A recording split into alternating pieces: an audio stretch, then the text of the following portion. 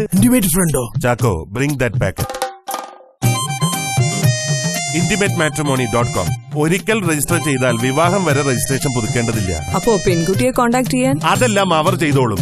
അതാണ് ഇന്റിമേറ്റിനെ ഇന്റിമേറ്റ് ആക്കുന്നത്. Hello intimatematrimony.com. പെണ്ണ് കാണൽ മുതൽ വിവാഹം വരെ ഇന്റിമേറ്റ് ഉണ്ടാകും കൂടെ.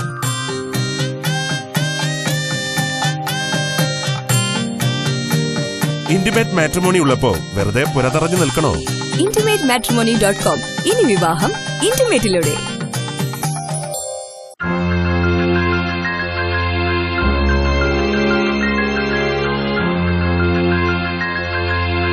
വാർത്തകൾ തുടരുന്നു.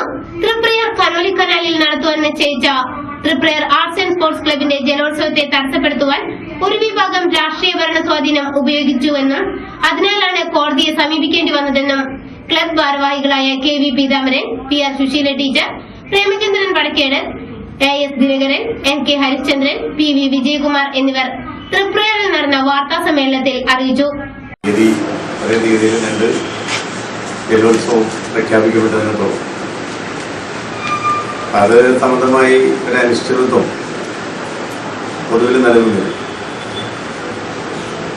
അപ്പോൾ ഞങ്ങള് പ്രയാർ ജലോത്സവ കമ്മിറ്റി ഇത്തരമൊരു സാഹചര്യത്തിൽ ഹൈക്കോടതിയെ സമീപിക്കാൻ നിർബന്ധിതരാവുകയും അതിന്റെ അടിസ്ഥാനത്തിൽ ഹൈക്കോടതിയിൽ നൽകിയ പരാതിയുടെ അടിസ്ഥാനത്തിൽ ഹൈക്കോടതി അതിലൊരു തീർപ്പ് ലഭിക്കുകയും ചെയ്തിട്ടുണ്ട്. ആ തീർപ്പിന്റെ അടിസ്ഥാനത്തിൽ തൃപ്രയാർ ജലോത്സവം 19-ാം തീയതി നടത്താനാണ് ഹൈക്കോടതി നിർദ്ദേശിച്ചത്. പിന്നീട് 2 വർഷക്കാലം ഇത് നിന്നുപോയി. അതിന്റെ പ്രധാനപ്പെട്ട കാരണം അന്ന് സർക്കാരിൽ നിന്നും അനുവദിച്ച തുക 50,000 രൂപ വെച്ച് അന്ന് 2 വർഷം അനുവദിച്ചിരുന്നു. TM പ്രതാപൻ MLA ആയിരിക്കുന്ന ടൈമിലാണ് അനുവദിച്ചത്.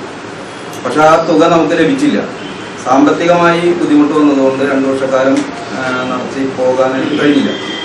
പിന്നീടാണ് കിഴക്കേനട സരയൂ ടൂറിസം പദ്ധതിയുടെ ഭാഗമായിട്ട് വീണ്ടും ഞങ്ങൾ തൃപ്രയാർ ആർട്സ് ആൻഡ് സ്പോർട്സ് ക്ലബിന്റെ നേതൃത്വത്തിൽ ജലോത്സവ പരിപാടി പുനരാരംഭിച്ചു. അപ്പോൾ ജലോത്സവം പുനരാരംഭിച്ചതിന് ശേഷമാണ് തൊട്ടപ്പുറത്ത് മറ്റൊരു ജലോത്സവം വന്നു. തൃപ്രയാർ ജലോത്സവത്തിന്റെ പേരിൽ മറ്റൊരു ജലോത്സവം നടത്തപ്പെട്ടു.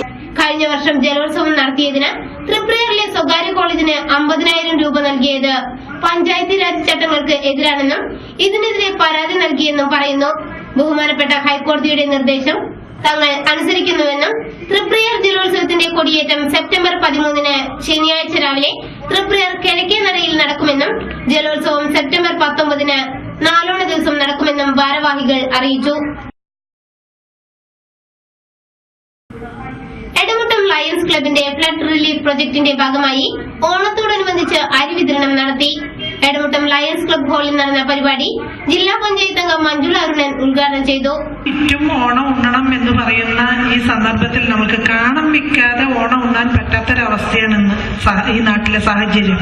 വിലക്കയറ്റം കൊണ്ട് നമ്മൾ പൊറുതി മുട്ടിയിരിക്കുകയാണ് അല്ലേ.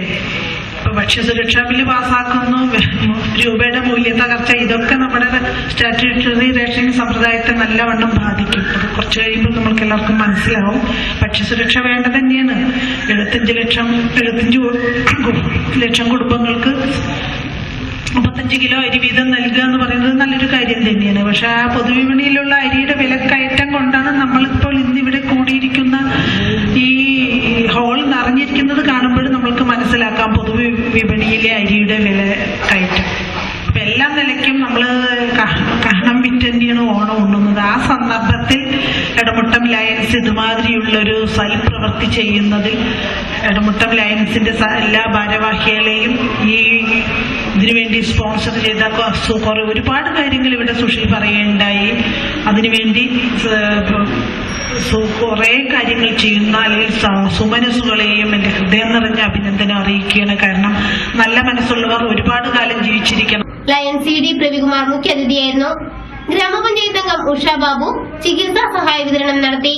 Lions Club president Susheel KS സ്വാഗതവും Lions Club secretary KS Santhosh നന്ദിയും പറഞ്ഞു. തൃത്തല്ലൂർ RCVP സ്കൂളിൽ ആരാധനാലയങ്ങൾക്ക് ചന്ദനവും ശോകമകറ്റാൻ വീട്ടിലൊരു അശോകവും എന്ന പദ്ധതിക്ക് തുടക്കമായി. ജീവന്റെ ജീവൻ ക്ലബിന്റെ നേതൃത്വത്തിൽ സ്റ്റേറ്റ് മെഡിസിൻ പ്ലാൻ ബോർഡിന്റെയും OISCA ഇന്റർനാഷണലിന്റെയും സഹകരണത്തോടെയാണ് പദ്ധതി നടപ്പിലാക്കുന്നത്. പദ്ധതിയുടെ ഉദ്ഘാടനം പിന്നോക്ക വികസന കോർപ്പറേഷൻ MD TR രഞ്ജു നിർവഹിച്ചു. വാടനപ്പള്ളി പഞ്ചായത്ത് പ്രസിഡന്റ് രജനി കൃഷ്ണാനന്ദ് അധ്യക്ഷത വഹിച്ചു. Aushadhi panchakarma hospital superintendent KS Riji പദ്ധതി വിശദീകരണം നടത്തി. സൂരത് Kumar PS, EB Unnikrishnan, KS Dhaneesh, M Murshid, RE Nasar, DEO AB Jayaprakash എന്നിവർ സംസാരിച്ചു. ജീവൻ പദ്ധതി ഒട്ടനവധി പ്രവർത്തനങ്ങൾ ഇവിടെ നടപ്പിലാക്കിക്കൊണ്ട് ഇവിടുത്തെ മുഴുവൻ സ്കൂളുകൾക്കും മാതൃകാപരമായ രീതിയിൽ മുന്നോട്ട് പോകുന്നതാണ് ഈ സ്കൂൾ. ഈ സ്കൂളിനെ സംബന്ധിച്ച് പറയുകയാണെങ്കിൽ ഒട്ടനവധി കാര്യങ്ങൾ നമുക്കറിയാം. മണിക്കുട്ടി ആടിന്റെയും അതുപോലെ തന്നെ ഔഷധത്തോട്ടത്തിന്റെയും അതുപോലെ നെല്ലിയുടെയും എല്ലാ വിതരണവും പരിപാടികളും എല്ലാം തന്നെ അത് ജനങ്ങളിലേക്ക് എത്തിക്കുകയും അതിനുവേണ്ടിയുള്ള പ്രവർത്തനങ്ങളിൽ മുൻകൈയെടുത്ത ഇവിടുത്തെ സ്കൂളിലെ അധ്യാപകരെയും അതിന്റെ മാനേജ്മെന്റിനെയും ഒരിടവേള കൂടി.